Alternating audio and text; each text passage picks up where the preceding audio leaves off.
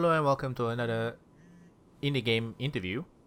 This time I have John Connor from SlugDisco Studio, currently kickstarting their game called Empires of the Undergrowth, Rise of the Colony.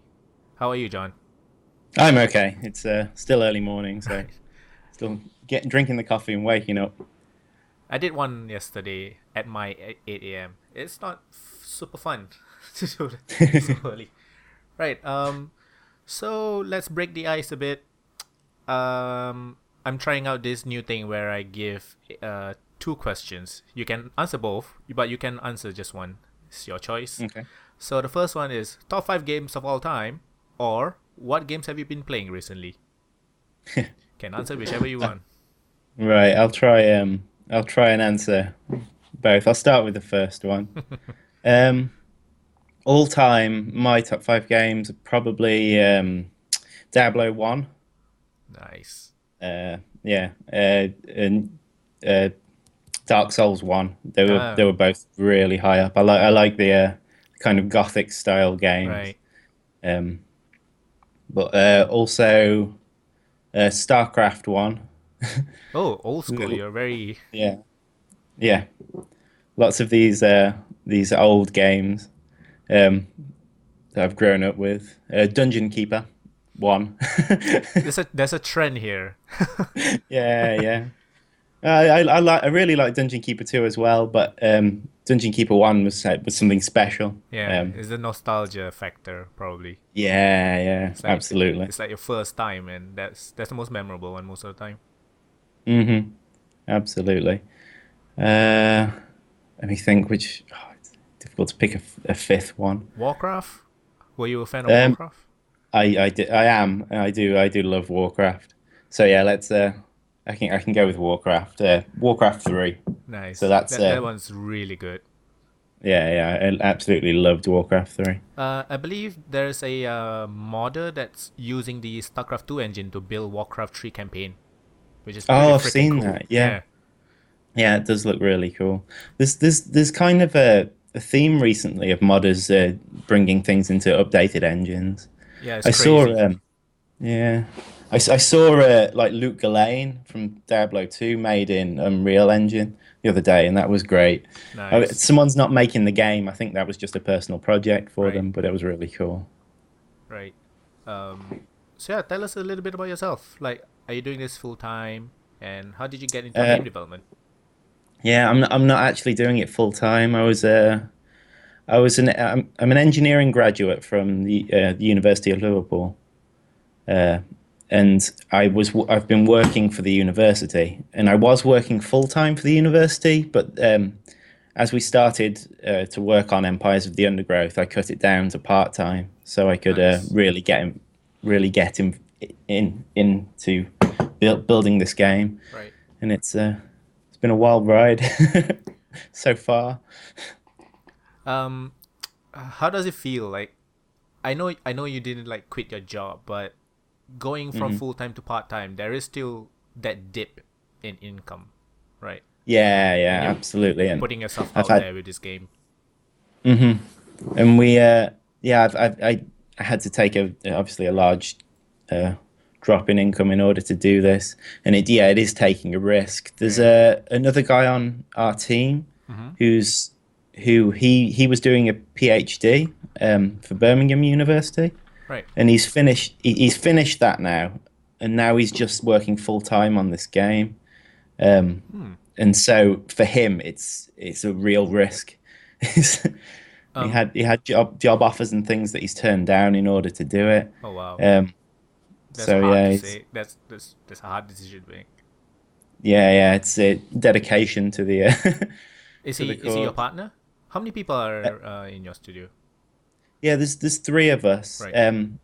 So Matt is he's the main developer and 3D modeler. Right. So he's the more artistic of us, but he also happens to be very good at programming as well. Hmm. Um, there's me, I do a lot of the level design and a lot of the programming as well, Right. and a lot of the AI side of the game. So when the ants are doing something stupid, that's probably my fault. And then there's Liam, who actually is he's got a full-time job elsewhere, Right. but he's working on the sound design and also some of the swarming algorithms. So all So three of you are pretty much programmers. yeah, well, me and Liam had a background in engineering, Right.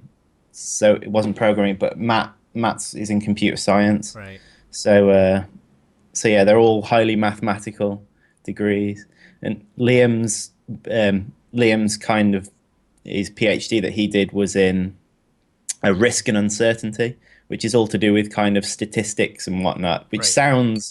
doesn't sound exciting, but when you apply it to the movement of ants, it actually comes out quite nicely. So who's the business guy? The Yeah, the the, Matt's the, doing that the as best well. part of the business. The best part of Yeah, game development, the business. Who is that? yeah.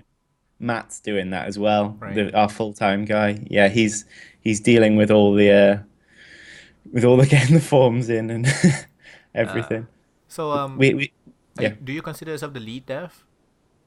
Um, I consider myself the lead designer. Right.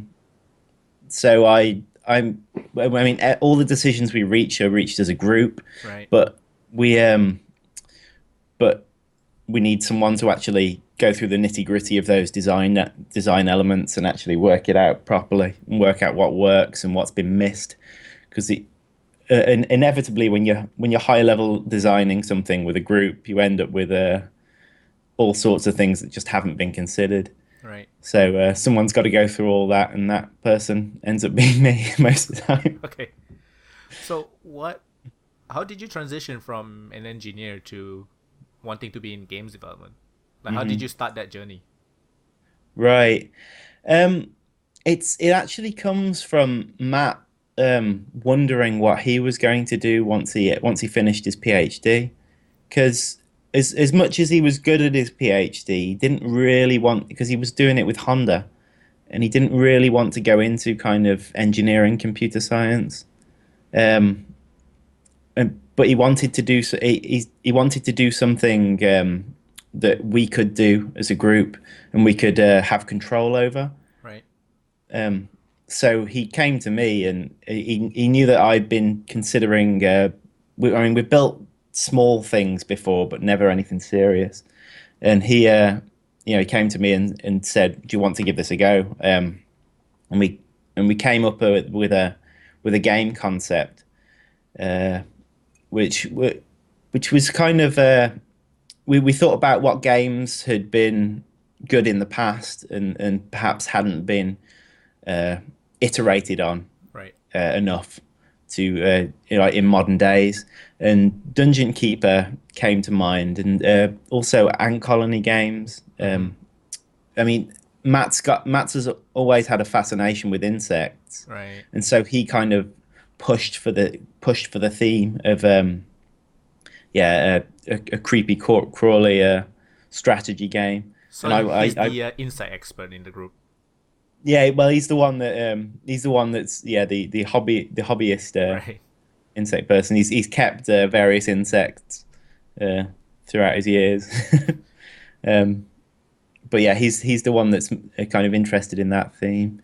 And I'm more of the gamer, so I kind of brought that to the table, and we brought Liam on board because he's very good with sound work, but he's also very good with kind of technical skills. Yeah. So yeah, we set it all up together that way, and that's kind of how the idea grew, and then it evolved from there. Um, coming up with a game is very iterative, and things change and evolve as you move forward. I mean, in our first concept, it was just going to be an underground section, and that's what you see in the demo. Right. Is the kind of an underground section of the game, The base but building mostly.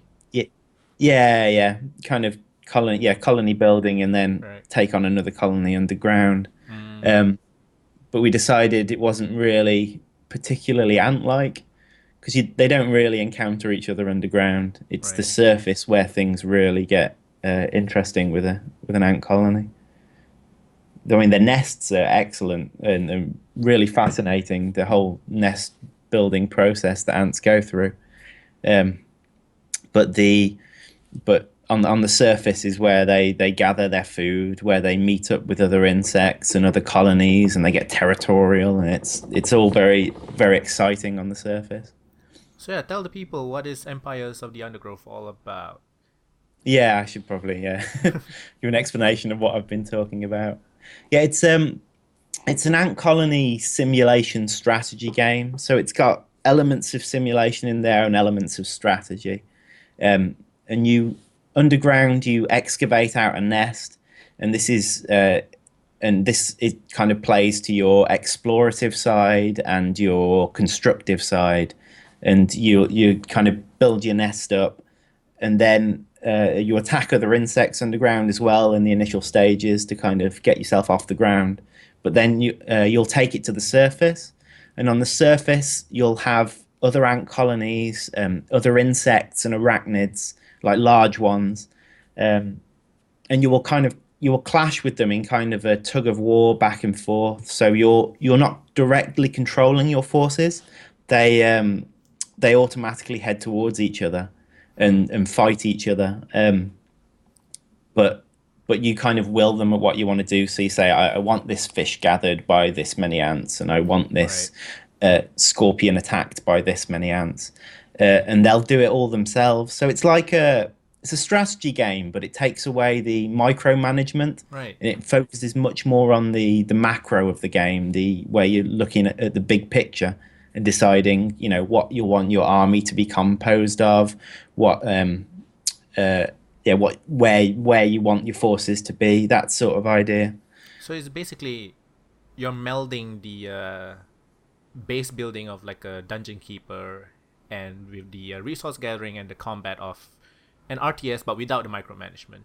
Pretty Yeah, much. yeah, that's the sort of thing. So yeah, somewhere in between, a dungeon management and a real time strategy game. Will there be like rooms in when you're building the base? Like this room will be specific to a certain thing to increase Yeah, something or some like research or something. yeah, like in Dungeon Keeper, like the libraries. Right. But yeah, ants reading books. No, your rooms will do various different things. So you've got in the little demo we've put out, you've got a food storage chamber and the black ant chamber. But in the game concept, we've invented a species of ant, just the one. The rest are actually real. Right. That has the ability to take on the genetics of other ants and replicate them. So the idea is that you'll be able to encounter all these different colonies that are actually from nature, and then bring them all into one big ant colony. So you'll end up with wood ants, which in nature fire acid from their abdomen at range. So they literally just shoot acid at range. Trapjaw ants, which open their mouth so quickly that they can actually throw themselves out of danger. And in the game, when they're getting low on health, they'll fling themselves backwards in the fight. These are all real, right? Like you said. Yeah, these are real ants. You can Sounds look them really up. cool. There's we've what else is in the game? There's I need my list of units that we have in the game. Leafcutter ants, and these ants in nature, they grab leaves and they take them back to their colony, and they actually farm fungus with them. Hmm. So yeah, in their colony, they like cultivate this fungus that's a food source for them. It's Bloody it's hell. quite That's fascinating. interesting. Mm. And what role those sort of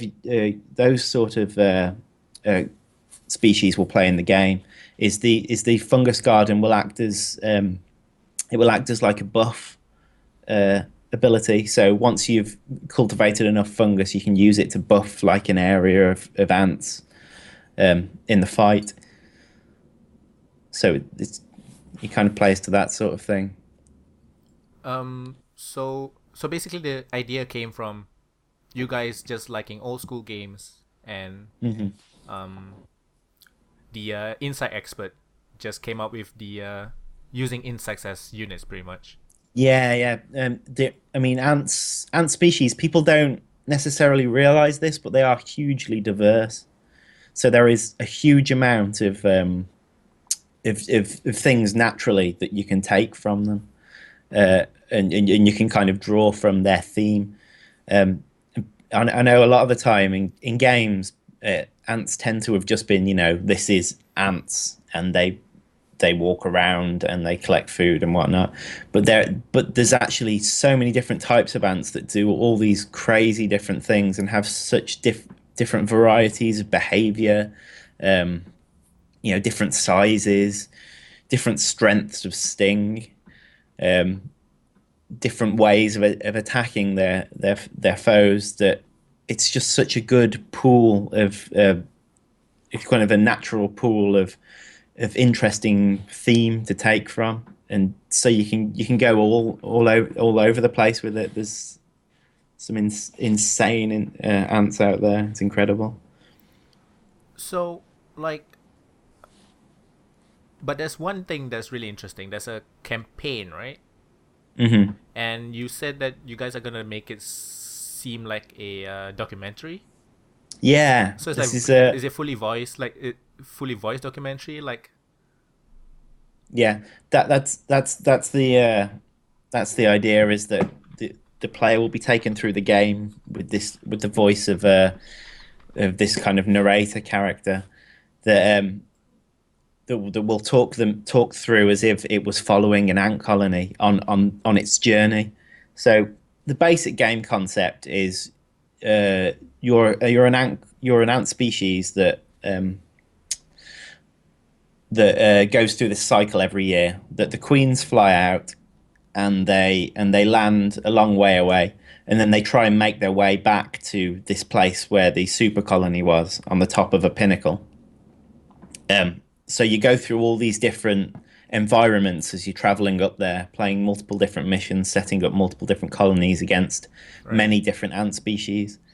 And as you're traveling through it, this documentary voice talks you through the whole process, like talking about your colony and the opposing colonies, and it'll give you information about the different ant species you encounter, and but he'll also be the voice of the game as well. So like if you've clashed with an enemy and you're not aware of it, his voice will pipe up to Oh, alert you to it, saying something like the colony, but our colony had clashed with a lot, large insect or something along those lines, right. and Who's we haven't come. who's doing the voice? Yeah, it was a guy we actually found on Fiverr. Seriously? Yeah, yeah. He's an old Irish radio presenter. Have you seen the old Kickstarter video? No, I Like, don't because think I have. we actually had a Kickstarter in November last year, Oh, which didn't make it. I'll talk about that next if you want. yeah, sure. Um, but in that old video, you can actually hear the voice of him. I forget. I So forget his name. is it all recorded, or will there be more? No, it's not all recorded at the minute. Right. We got him to record the voiceover for that trailer, Mm-hmm. um, and he's very good. He's kind of you know um, documentary-esque a bit. Nice. He's With the radio yeah voice. yeah, he was a radio voice. So um, I think now what he does is he just does these commissions on Fiverr, but we obviously would be asking for a lot of work from Right. him, so it wouldn't be a fiver. Right. So, um, what kind of things will trigger his voice? Like apart from fighting, like how do you Yeah, go about making events to trigger that narrator to come in so that it yeah. doesn't feel too empty at times? Hmm. So yeah, I mean, for a start, he'll take you through kind of the basics of how to play the game in the first missions. Mm-hmm. But other than that, the other times you want to bring him in are when other interesting things have happened. So underground, you can tunnel out into like caverns, like cave areas where there'll be other insects or food items and other interesting things that you can tunnel into underground.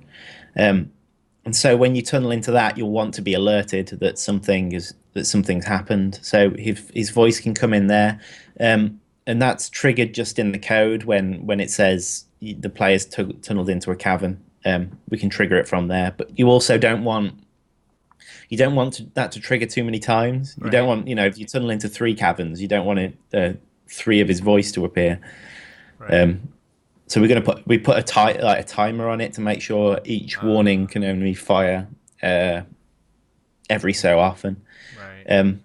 So you're tunneling out the caverns, encountering other enemies. It's basically going to be things that you want to be alerted to.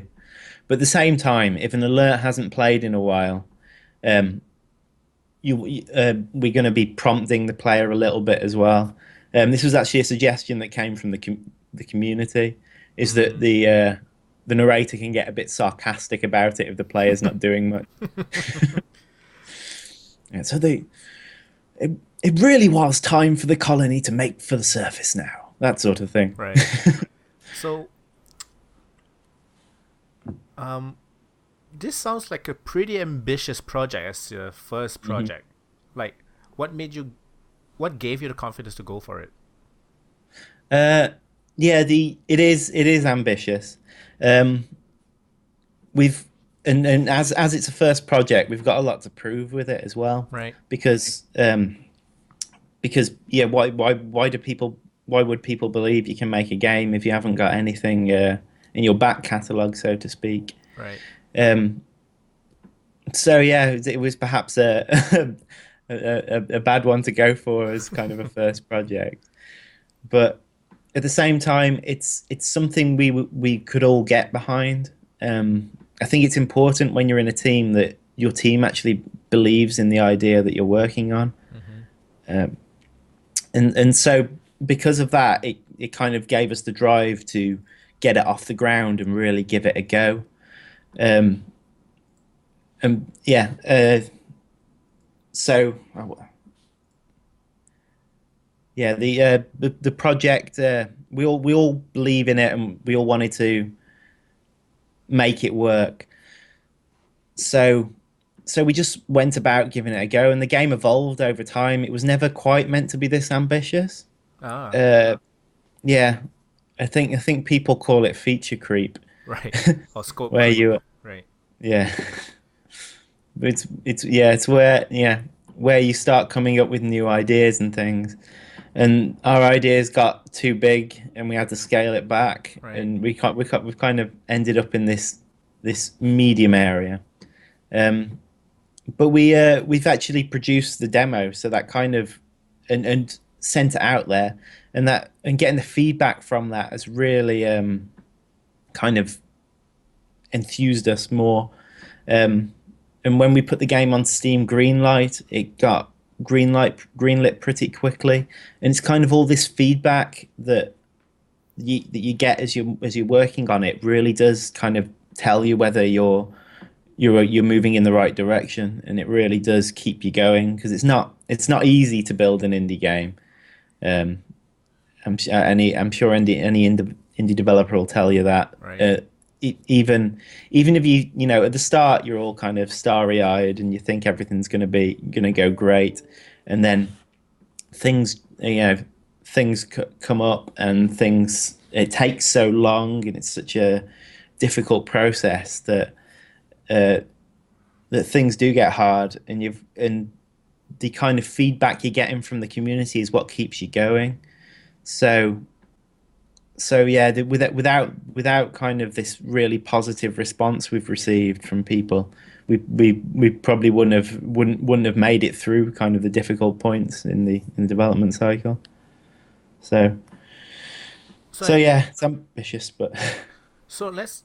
I think let's go in straight into your Kickstarter. So basically, you're having one now, which is yeah. 20 days left, and Hmm. like you said earlier, you did one in November.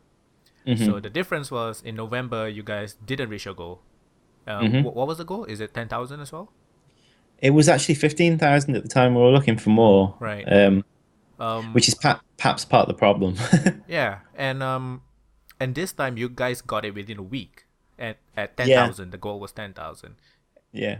So what was the difference? Like, basically, I think my question is like, what did you guys do differently? Okay, so on the last Kickstarter, we were actually trying perhaps to bite off more than we could chew. Mm-hmm. Um, we were looking to make the game for tablet and mobile devices as well as PC, Mac and Linux. Um, It is a natural transition these days, though. I mean, with the yeah, RTS simulation style games on mhm. touchscreen, it just feels right. Yeah, and we totally agree that the controls make a very good fit for a tablet. Although I think the tablet market's a bit more is difficult because Mm-hmm. it's flooded with stuff. Um, You mean like shovelware, yeah, and there's also tablet games don't actually seem to do that well on Kickstarter. right? If you look kind of into the past history of things, Kickstarters to do with tablet games don't. Historically have just been hard sells. I think it's because people are kind of used to them being free to play games on tablet rather than premium games. So yeah, the kind of tablet area is a difficult sell on Kickstarter. So would you Um, say that having um, telling people that in the last Kickstarter, telling people that it will be also available for tablet and mobile phones, do you feel like they were worried there was just going to be a port to PC? yeah, I think that's part of it.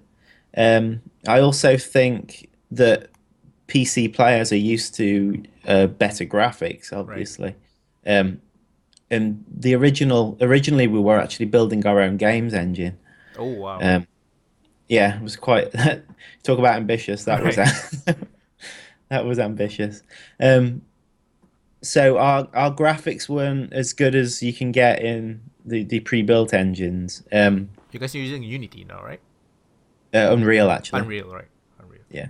So yeah, our graphics weren't the standard we could reach in Unreal Engine, and they weren't going to be really, because and we were kind of building tablet first then, so you're Mm, kind of optimizing the graphics for tablet, right. and then kind of yeah, but yeah, so I think also the fact that we tried to do so many things in one go left people a little bit like weren't sure whether we could actually achieve it. Mm-hmm. Um, and we didn't have a demo we could show them. Being in our own engine meant that you've got to consider all the different types of hardware yourself, because there's a lot of different hardware you can deal with on PC and just with various tablets. Um, but a games engine like Unreal or Unity, they deal with all that for you. So basically, this time we've been able to get out a demo, which has been able to show people, I think, that the game is a real game, Oh and yeah. it's So not the just demo wasn't video. available for in the November Kickstarter, right? I'm Pardon? guessing. Yeah, there was no demo Right. available. Right.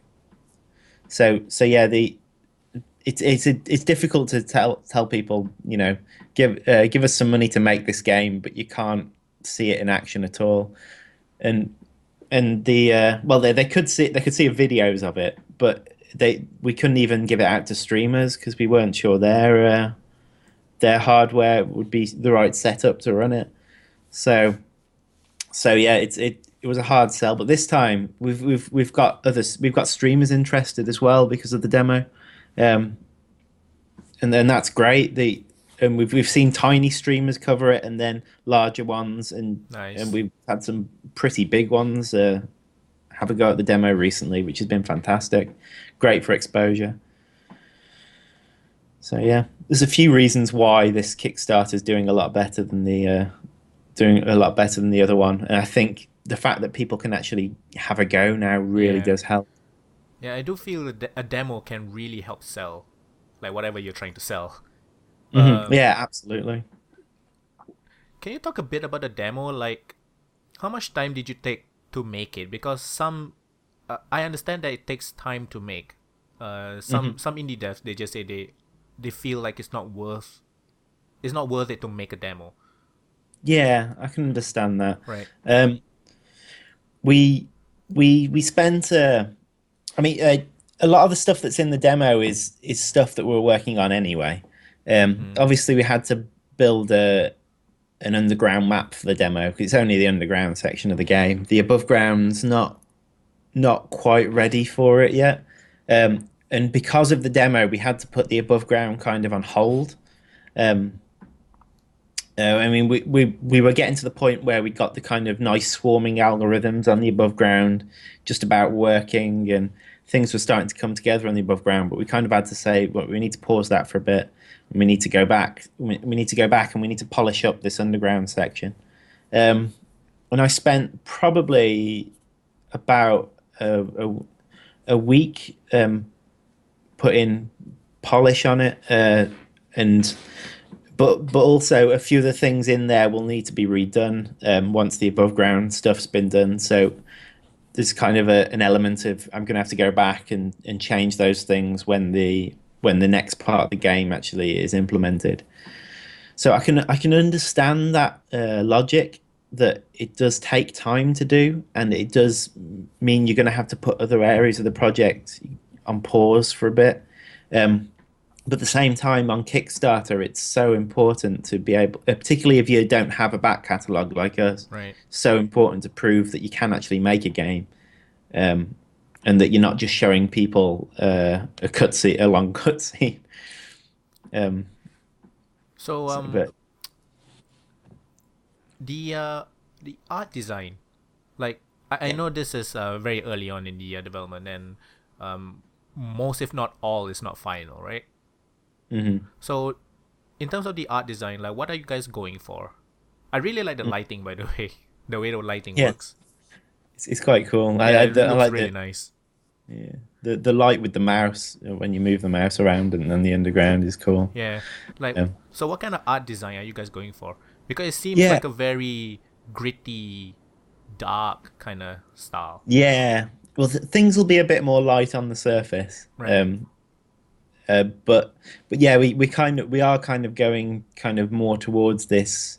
It's not quite realistic, but Mm-hmm. it's it's somewhere on the realistic scale of the side of things, like less cartoony than a lot of games are going these days. Right. Um, and I think that side of things part comes from our community being actually interested in insects. I mean, not all of them are. A lot of them are just gamers that are interested in the game. Right. But we do have a lot of really enthusiastic people following the project that are following it because they're an insect or an ant enthusiast, and that they love seeing this game about insects. Doing start to do well now. Um, and because of that, it kind of makes sense to go slightly more realistic. Mm-hmm. So these people can recognize the different species of insects in the game, um, and they can get excited and behind the project because it's actually seeing something from nature being brought into a digital form. So I think yeah, that art style and those people kind of go together well. But also the underground section has kind of a very Dungeon Keeper esque feel to it. Right. Um, and I know Dungeon Keeper was cartoony in its kind of grotesque cartoony Yeah. with its characters and that, but the kind of lighting we've gone for underground it's kind of made it feel like you're kind of in this underground dark Right. damp Yeah, I nest. can feel that. I can definitely feel that when I look at it. So yeah, the kind of it's kind of the way we're going with it. It's kind of slightly more realistic, but also kind of underground. Certainly feels uh, like it's an insect nest, not some fluffy, not Right. some fluffy cozy Yeah. home. Although people have said they still feel safe within their own nest, like like it's their domain. They're working to build it. So It's even pretty though it's cool to not get a cozy, reaction like that. yeah, it's I mean, the feedback we're getting at the moment is fantastic. Uh, uh, uh, Lots of people have contacted us saying that they absolutely love the demo, and they're really looking forward to seeing more, and that they love what we've done, what we're doing with the kind of the art style and the lighting and that sort of thing. Yeah, it's really encouraging. Yeah, it really does keep us going and keep us enthused about it ourselves. I mean, yeah, when you've worked on a project so long, you stop being able to tell whether you're doing the right thing, whether it's fun, whether Yeah. because you spent so long playing this level that Right. you send it out there and you're kind of thinking, are people actually going to enjoy this? I mean, I've played it 100 times. I'm sick of this music now. It's like I've heard our underground section music hundreds of times. It's like, I mean, yeah, but people have given us a really positive feedback from it, and it's great. I'm really enjoying the feedback at the moment. So is £10,000 enough? Yeah, it's not enough to employ 3 people Right. to the end of the game, but it is enough to for me to maintain my part-time work, Mm-hmm. for Matt to uh, be paid full time during it. I mean, he's not going to be taking a huge wage from it because it's not like you Right. say, it's not a huge pot of money, but it's enough for him to basically live um, whilst we get to the end of it. And Liam's just working on the game in his own time, so he won't take anything from it. And I won't be taking anything from it because I'm just going to be paying my way through with the part time job. S- Um, You're planning on so releasing the game in February 2017. Is yeah, that's what we put on the Kickstarter. I'm mm-hmm. kind of hoping to have the major bulk of the game done this year, but Mm, we expect it'll take a while to get things finalized and yeah, and then and get ready for release. So yeah, that's the date we put on the rewards section. It was yes, that's kind of our aimed time slot for kind of a release date. so with a game like this, basically strategy, dungeon keeper style, I can't control my own units, so I need to depend on your algorithms and stuff like that. Mm-hmm. How do you how do you even begin to balance the game? Like the strength of the Yeah. units and like are you do you think there'll be an issue where like I want them to move here, why you're not moving here, like some kind of problem with the algorithm? Like where Yeah. do you even start? Sounds crazy to me anyways. Yeah, it is a bit daunting, and that's kind of part of the reason why we're not considering multiplayer at the moment. Ah, Multiplayer right. is something we we know is a wanted feature, Mm-hmm. um, and we're fully aware of it, and Oh we yeah. will return to it at some point.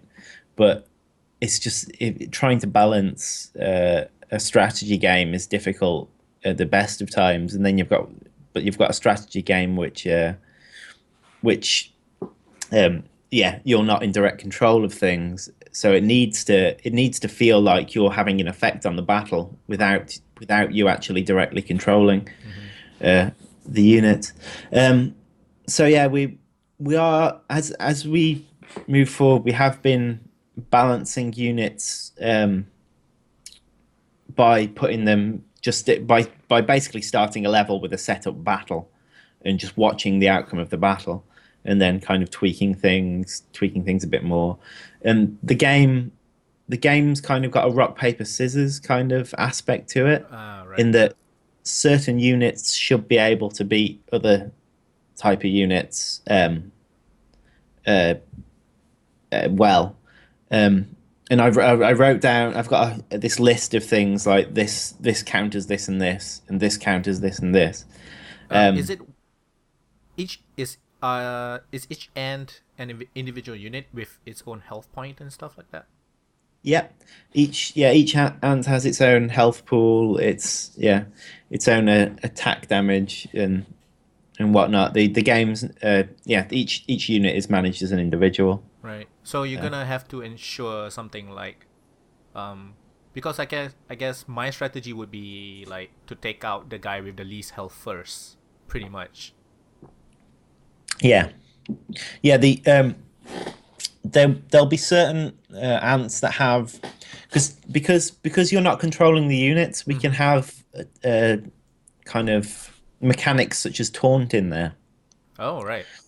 So you can have an ant which basically draws the attention of other ants. Right. So that kind of allows you to kind of build up a tanky Mm-hmm. force, and then um, maybe you'll back that up with ranged ants. Right. And yeah, so there's different strategies that'll come through like that. But yeah, there's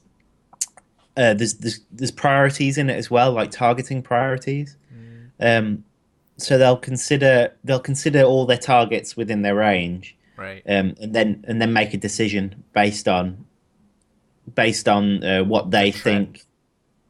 Pardon? The threat level of Yeah, the enemy, stuff like that. yeah. They'll if an ant's been taunted, it has to attack Yeah. Right. the target that taunted it. Um, but otherwise, yeah, they'll look at the types of ant that they're usually good at killing and aim at those. Um, and so yeah, they'll kind of have a priority list, and they shouldn't appear stupid. They should be doing something sensible at least.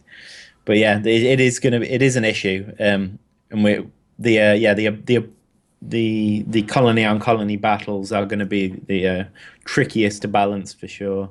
And I'm sure when we release, they'll end up being a super combination that's unbeatable, and that you can just walk through the whole game with it. But hopefully, players won't just be looking for that; they'll be looking to come up with their own strategies. And as we move forward, our plan is to do a lot of testing, Mm-hmm. um, and we want to get the community involved, and we want to basically balance the stats with other people trying it out and getting their feedback, and and rebalance until we've kind of iterated, because we're such a small team. There's no way we're going to get the balance right on our own. It's just not possible. We are going to need community help, and it sounds like people are willing to help.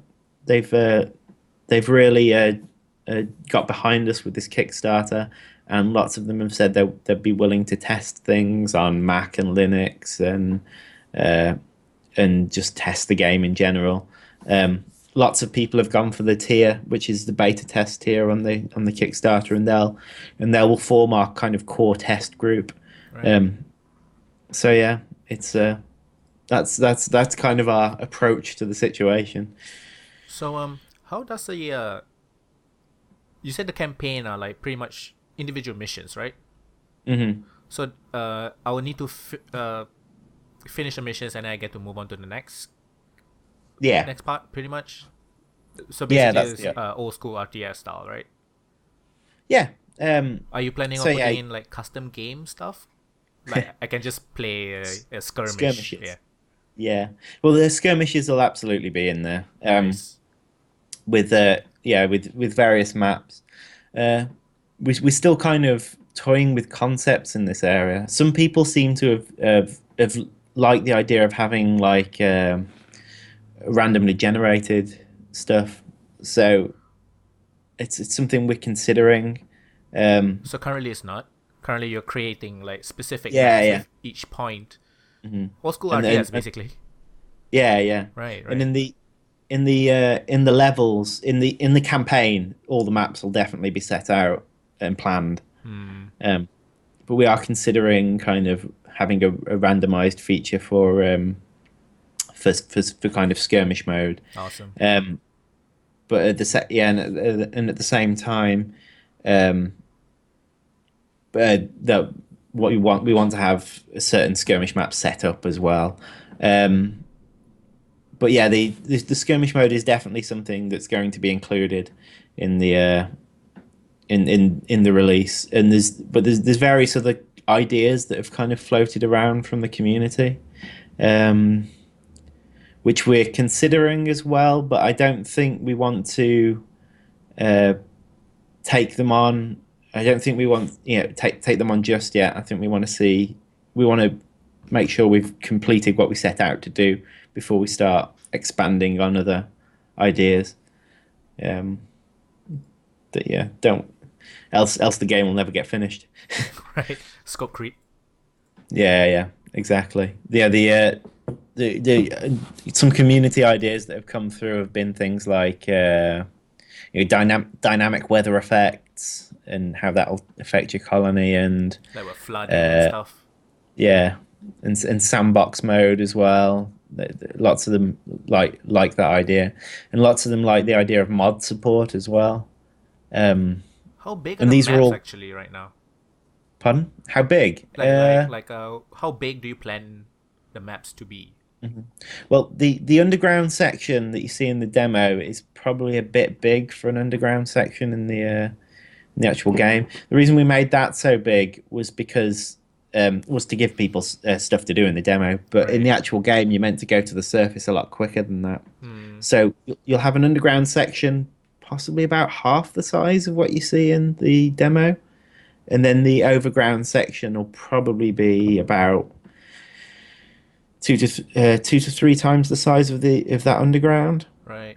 Right. So yeah, the major bulk of the map is the surface, Hmm. and that's kind of the idea, is that most of the game actually takes place on the surface. You spend time under the ground building up your own colony, then you take it to the surface, and that's where all the fighting kicks in, and yeah, gathering and whatnot.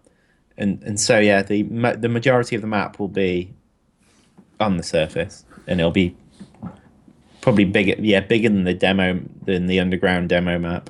Right. That's just the surface section. So before this successful Kickstarter, like Hmm. what did you do to market the game, and when did you even start marketing it?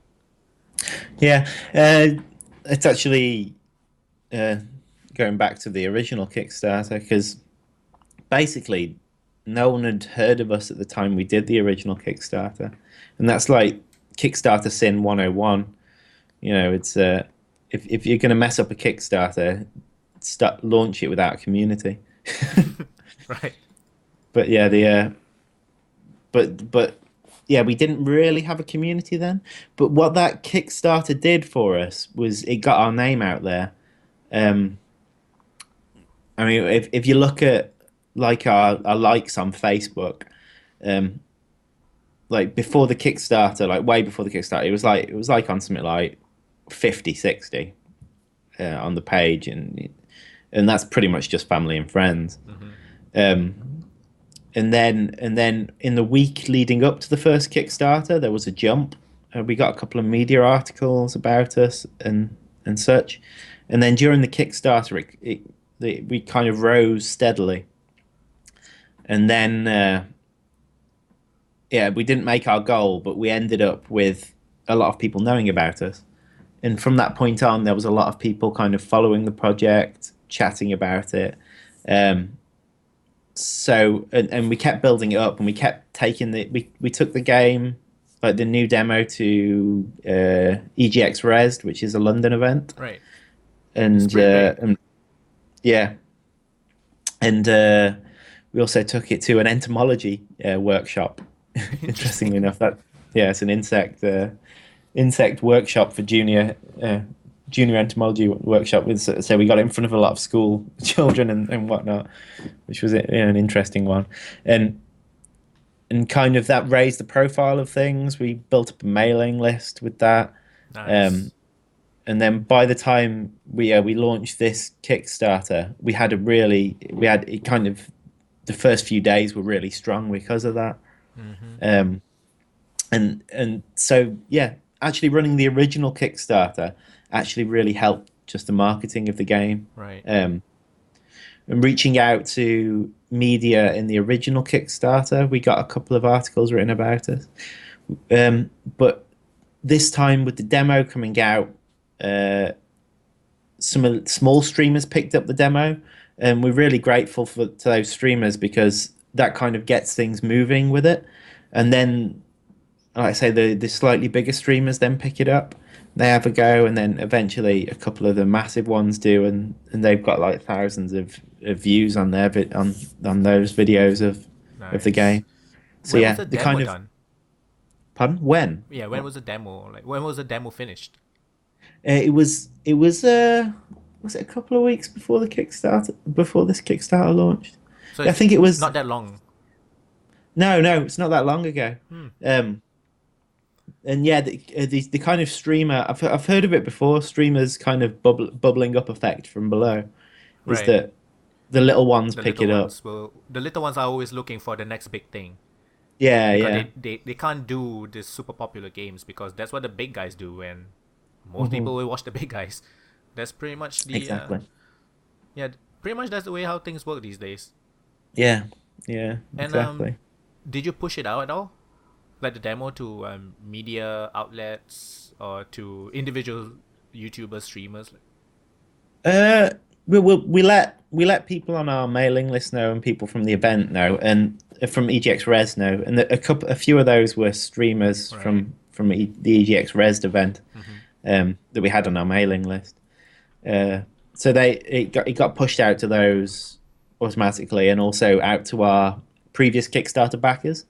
Pushed it out to them as well. And then we made sure the game it was available on Game Jolt and Itch.io, uh, and yeah, and basically that kind of did a lot of that work for us without us having to actually email people specifically. Because my experience with sending emails to like huge streamers or anything is just that they just get lost in their inbox. Right. Um, but but yeah, the kind of organic way of it happening seems to have had a lot bigger effect. So just kind of planting the seeds in the right places and letting them take root themselves. Something we haven't cracked yet is the media. Really, uh, the media's not covered us that much, and we kind of. I think I'm not sure we've approached it in the right way because we have sent out emails, but it's difficult to know what makes an interesting email. Right. You know what I mean? Hmm. I mean, you can't just tell a media outlet there's a Kickstarter Right. because there's what 600 Kickstarters and they all want they've. It's not a news story. There's 600 game Kickstarters up at the moment, I think. So like, Uh, yeah, they probably like to talk about Kickstarters that are reaching like six figures, stuff like that. The yeah, crazy ones. yeah, I see a lot of those. I do see a lot of those come up on the media sites.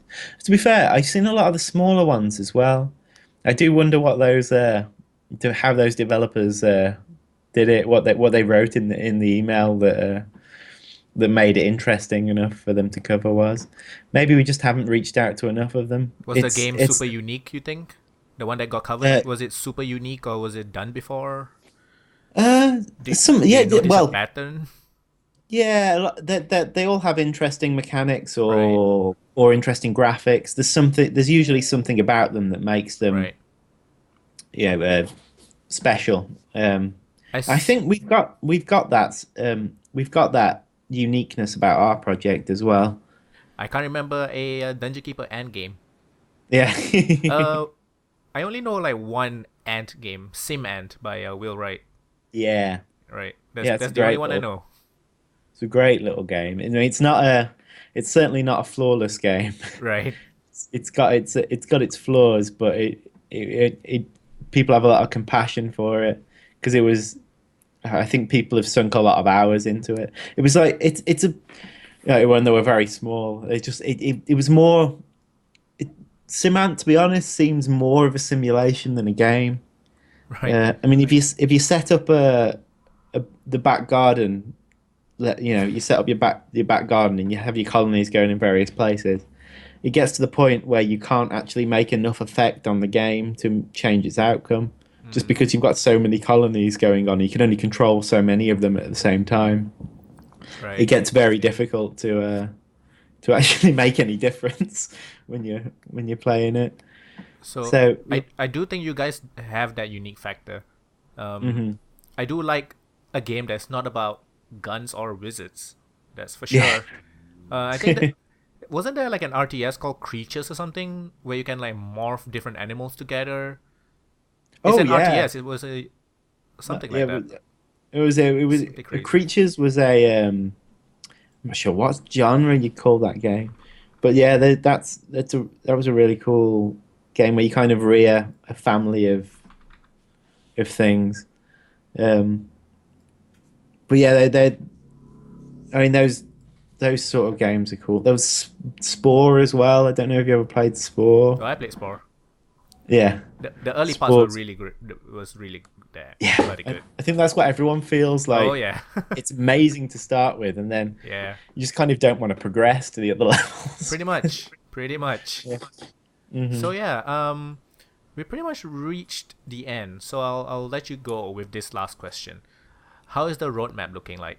Because I see you have one stretch goal at 12,000 pounds that you'll add. You have two options. You add either one, a new unit, right? Yeah, yeah. What if you get more? Like, what's the Yeah, plan then? if it goes over there. Yeah. Uh, yeah, we do have plans for other stretch goals. In the last Kickstarter, we came up with a massive list of stretch goals that were ridiculous, um, and we decided this time that it really is pointless generating stretch goals unless you feel like you're going to hit the point. But this time we kind of hit it very quickly, and we're kind of like, oh, wish we'd put more thought into this beforehand. But but yeah, we do have the next couple of stretch goals planned, if we get there, just just in case. Um, so yeah, there's kind of a plan to take us further in the Kickstarter, but we also we're going to be releasing updates in the next week.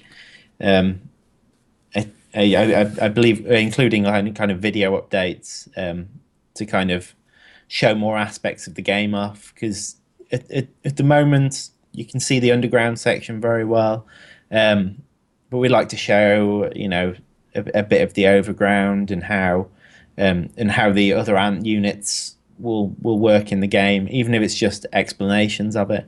Mm-hmm. We do want to give people more information about the game as the Kickstarter progresses, and to keep the momentum moving in the Kickstarter as well. Right. So yeah, we pretty much reached the Hmm. end. So thank you very much, John, for joining me. No, Thank you for spending your time. thank you for taking the time to chat to me. Tell the people Really appreciate it. where they can find you. Do you have a does your studio have a Twitter, or does the game have a Twitter, or both? Yeah. So the studio is SlugDisco, Nice and you name, can by the find way. us. Yeah, thanks. You can find us kind of Twitter/SlugDisco, Right. or Facebook/SlugDisco. Um, but at the same time, you can find the game's website is eotugame.com. So Oh, eotugame.com. and the game I was thinking about wasn't Creatures. It was called Impossible Creatures. Impossible Creatures, right? I'm not sure I'm familiar with it. I'll have I, to I've take a been look. I've been seeing it on Steam, because I have it wishlisted. But it's an RTS. It's a classic. It came out like many years ago, and you get Hmm. to splice animals together to make some kind of crazy combination. Oh, The I game think I cover know. is pretty popular. It's a crab scorpion thing with a tiger's head. So it's really cool. They have a Steam and GOG has like a not to say remastered, but they added like new features and stuff like that All right, that's really for the cool. new PCs. So yeah, Oh, do do check out Empires of the Undergrowth. If you like strategy games, Dungeon Keeper, I think it's really cool that it's not about wizards or shooty bang bang stuff. So yeah, thank you very much for watching and listening, and we will see you next time. Bye bye. It's all right.